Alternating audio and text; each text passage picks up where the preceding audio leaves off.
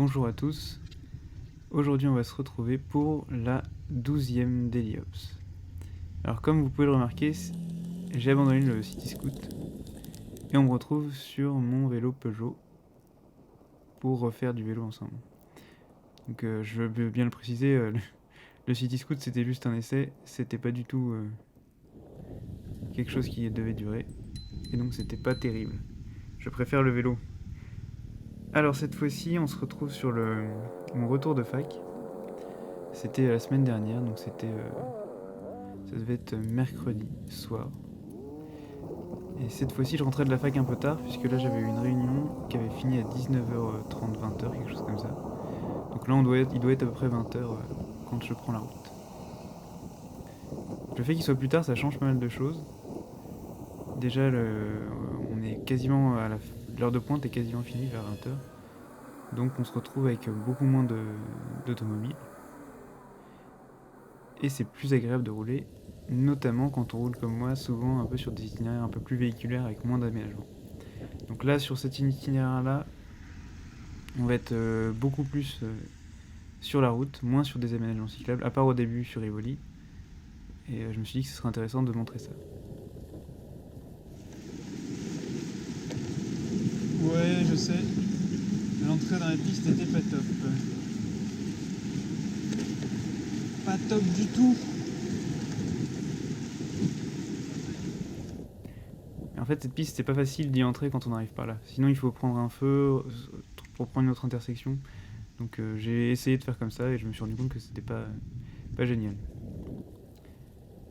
Du coup, sur cette vidéo, on va passer par justement la rue Saint-Paul, récupérer Rivoli, et je vais tourner sur Sébastopol et on va prendre les grands boulevards après. Donc c'est vraiment très véhiculaire, des grandes avenues bien larges, et on va voir comment je vais rouler là-dedans tout à l'heure. Donc ce trajet, c'est un de mes tout derniers trajets vélo-fac en fait, puisque là je vais commencer bientôt mon stage. Et à part de façon exceptionnelle, je retournerai plus à la fac, normalement, si tout se passe bien.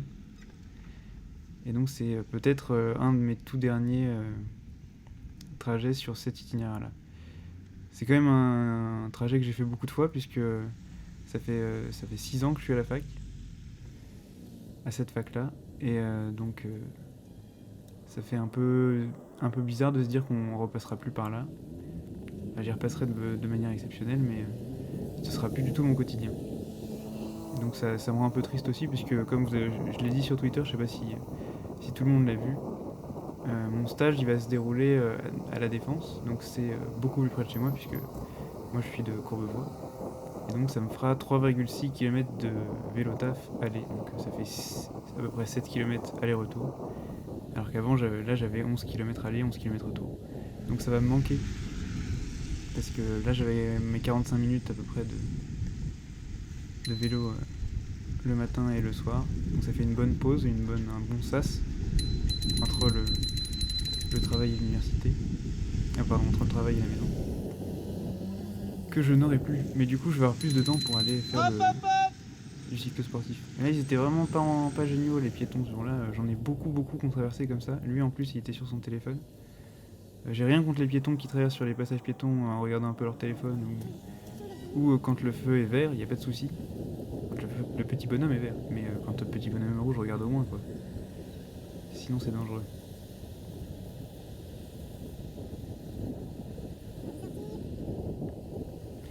Donc là, ça va être la fin de l'itinéraire cyclable. Fin qui est pas très agréable d'ailleurs pour l'instant. Après, bientôt ça devrait continuer, mais là, dans l'état actuel des choses, c'est pas terrible. D'ailleurs, j'avais fait remarquer un scooter la dernière fois qui s'était arrêté juste là dans le sas vélo. Je lui ai dit, excusez-moi, vous êtes vraiment gênant là parce que vous m'empêchez d'aller à droite pour me placer dans le sas vélo.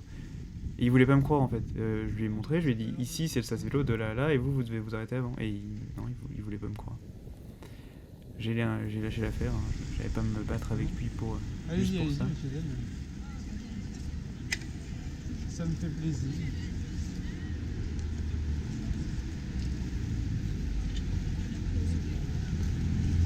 Donc à partir de là, on n'aura que de la voie de bus ou pas de voie de bus. Il n'y aura plus de piste cyclable, ni de bande cyclable. Donc c'est un peu une manière différente de rouler par rapport à quand on a des aménagements cyclables.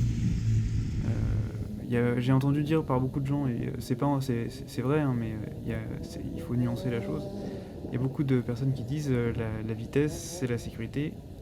Je suis globalement d'accord.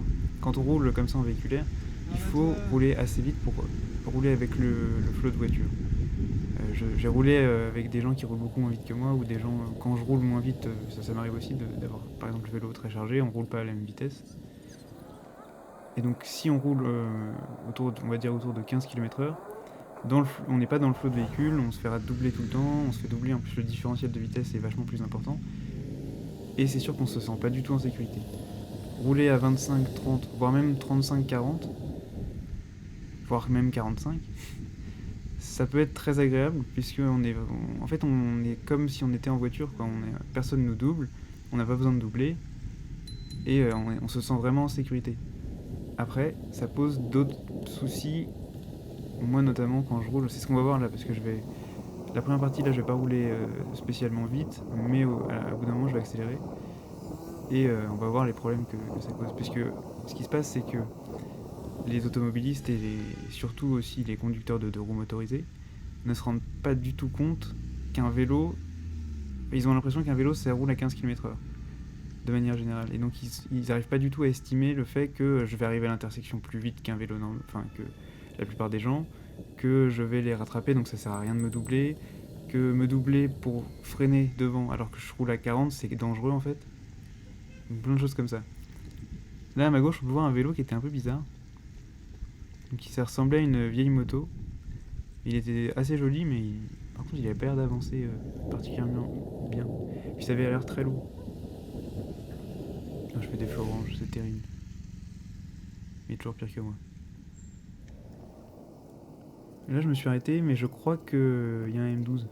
Donc je l'ai rajouté au montage. Mais je pense que j'avais le droit de passer en fait.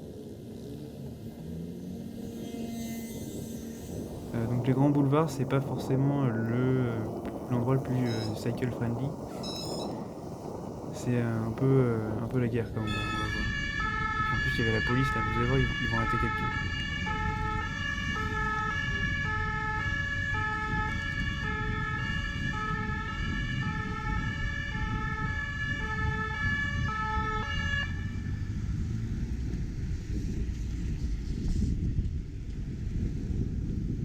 J'ai pas tout compris sur le moment, je sais pas du tout ce que cette personne avait fait, j'ai rien vu.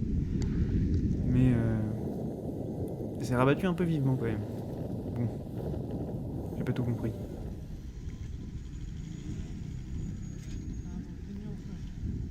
Donc comme on va le voir, quand on roule, là je vais commencer à rouler plus fort. Donc je commence à essayer de me glisser dans les trous de souris.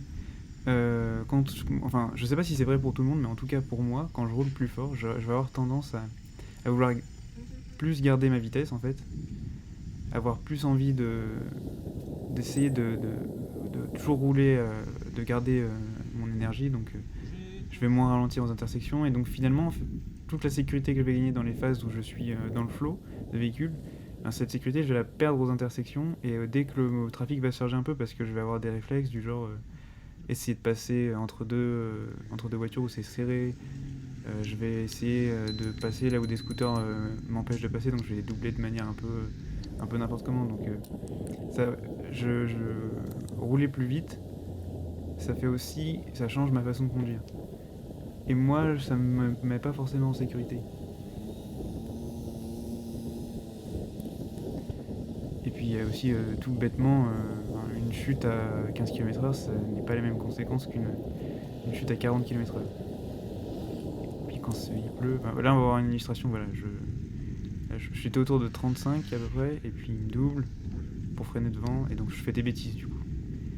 Et ça je sais qu'à 15 km/h je le fais pas parce que je suis beaucoup plus prudent en fait.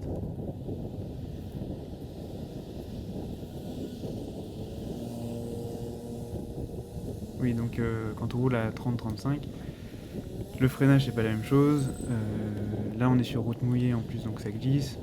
Donc si on gagne en sécurité sur certains points, mais on perd vraiment en sécurité sur plein d'autres.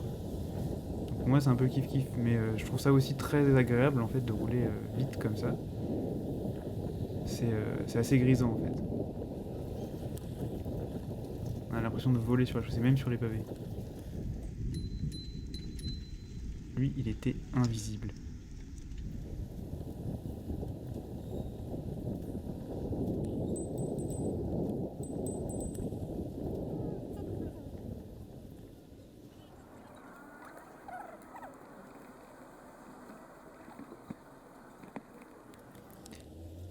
Il y a un autre sujet que je voulais aborder, que je n'ai pas encore abordé, alors que ça fait plusieurs vidéos que je me dis qu'il faut que je voulais en parler. C'est le casque. Sujet très clivant dans la communauté des cyclistes. Moi, j'ai pas un avis définitif là-dessus. Je vais juste laisser passer ce VTC. Wow, putain. On notera l'appel de phare pour les piétons qui allaient passer, qui s'étaient déjà engagés quand le petit bonhomme était vert. Et donc je disais le casque. Le casque, c'est c'est compliqué. Personnellement, quand je roule en ville sur mes itinéraires pour aller à la fac, pour aller faire des courses ou des choses comme ça, je mets pas de casque. Pour l'instant, c'est vraiment, j'ai un casque, hein, je le mets vraiment quand je fais tout ce qui est cycle. Je vais arrêter de bafouiller. Tout ce qui est cycle sportif. Ou quand je fais des trajets plus longs. Quand je fais à partir de 25-30 bornes, je vais commencer à mettre mon casque. C'est pas forcément très logique. Moi, c'est plutôt une question d'encombrement en fait. Quand je vais à la fac, un casque, ça me prend de la place, je sais pas où le mettre. C'est compliqué à ranger. C'est vraiment des questions de logistique, quoi. Ça me dérange pas d'avoir un casque sur la tête. C'est que je trouve ça déjà plus agréable de pas avoir de casque. Et ensuite, je trouve ça plus confortable de pas avoir à le transporter, quoi. Mais je suis tout à fait ouvert. Je comprends qu'on veuille mettre un casque et je suis d'accord que c'est un outil de protection intéressant.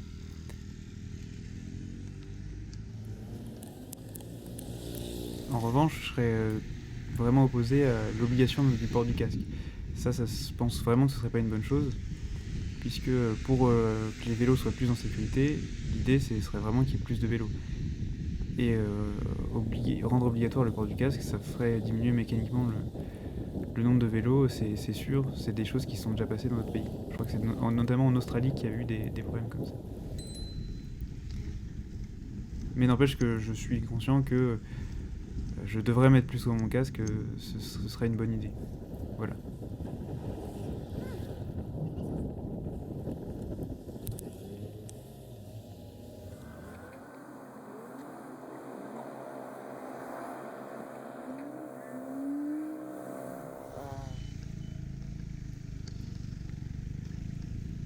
Donc nous voilà à la fin de la rue de Rome, début du boulevard Pereire. Donc c'était vraiment très véhiculaire, et là ça continue. Et on va voir d'autres soucis que je vais avoir avec des petits scooters, des conducteurs de deux roues motorisés qui se rendent pas bien compte que ça sert à rien de me doubler, quoi. Et que comme je roule vite, j'ai pas envie de me fatiguer, donc j'ai envie de garder ma vitesse à tout prix.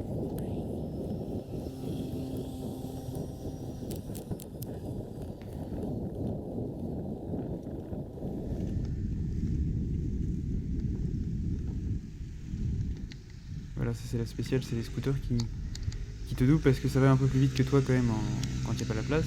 Quand il y a la place, pardon, mais dès que c'est un peu serré, ils te ralentissent beaucoup, quoi.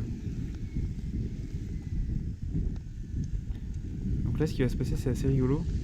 Enfin, c'est un peu dangereux à la fin. Donc là, il me regarde dans son rétro, vous voyez, il met des petits coups de tête. Parce qu'il se dit, oulala, il me suit vachement ce vélo alors que je vais vite. Et il met plein de coups de tête. Et ensuite, à la fin, là, il va mettre un dernier coup. Et il va pas me voir dans le rétro, donc il va re-regarder. Et il se rabat sans regarder. Il se dit, je l'ai vu ne pas me voir dans son rétro gauche. Et je me suis dit, moi, c'est ce que je me serais dit si je conduis un scooter. Il y avait un vélo qui était pas loin dans mon rétro gauche, je le vois plus, il est à droite. Et il s'est pas dit ça. Il s'est rabattu, quoi. Parfois, il faut pas essayer de se mettre à la place de l'autre. Il faut se dire qu'il nous a pas vus. Donc c'était un peu dangereux. Hein. En même temps, c'était un peu débile de doubler par la droite. Ah l'anneau.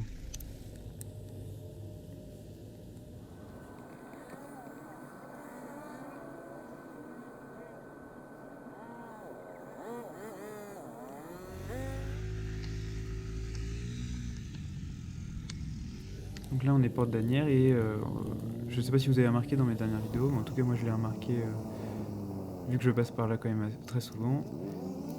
Depuis que au début le tramway quand ils l'ont mis c'était compliqué, il y avait beaucoup plus de bouchons qu'avant. Mais en ce moment ça va mieux, de mieux en mieux. Donc je sais pas si c'est c'est la deuxième fois que je bafouille. Je ne sais pas si c'est une évaporation du trafic qui a eu lieu ou si c'est juste que les gens ont mieux appris à cohabiter avec le tramway. Mais en tout cas, c'est vachement plus agréable depuis quelques semaines.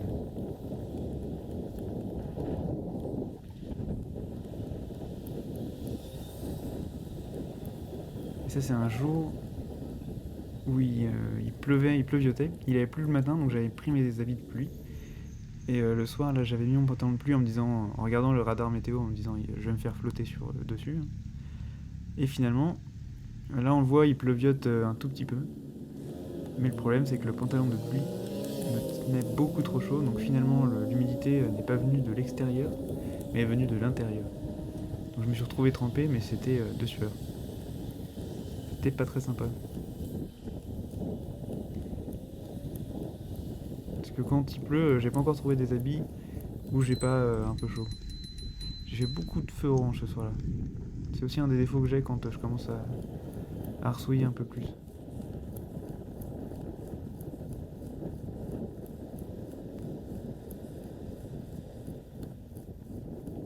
Et je sais pas si vous avez remarqué, j'ai baissé un petit peu la GoPro, là j'ai pointé un peu plus vers le bas. Donc la ligne d'horizon est un peu plus haute, mais on voit un peu plus mon guidon, mon cintre. Je ne sais pas si c'est... Moi j'ai trouvé ça sympa aussi. Personnellement, moi ça me dérange un peu que la ligne d'horizon soit aussi haute. Après chacun ses goûts, dites-moi si vous préférez comme ça. C'est vrai que c'est sympa de voir les manettes de frein. Chaque format a ses avantages. J'ai pas remis Super View parce que c'est vrai que je trouvais ça trop déformé. Hein. Personnellement ça me gêne un peu.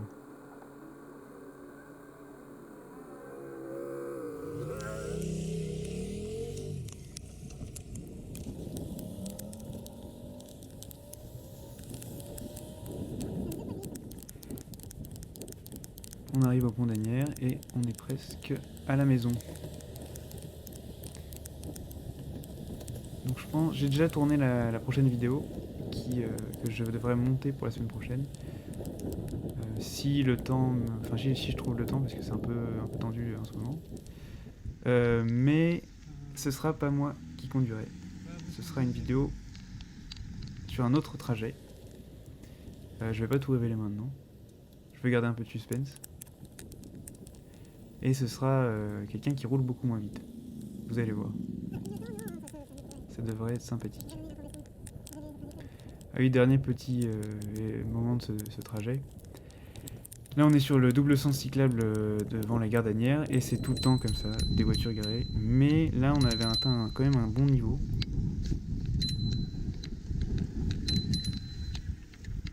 Ah mais vous êtes garé n'importe où.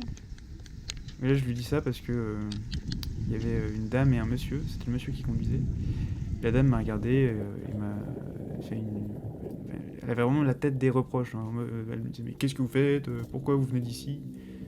Moi je dis bah si vous êtes garé dans le double sens cyclable et vous sortez sans regarder devant vous, il y a un moment faut... C'est pas moi qui suis en tort là. C'est pas moi le problème.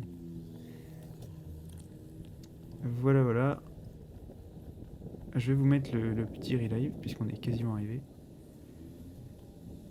Et je vais vous dire à la prochaine pour la petite vidéo de surprise. Donc merci d'avoir regardé si vous êtes encore là. Et salut!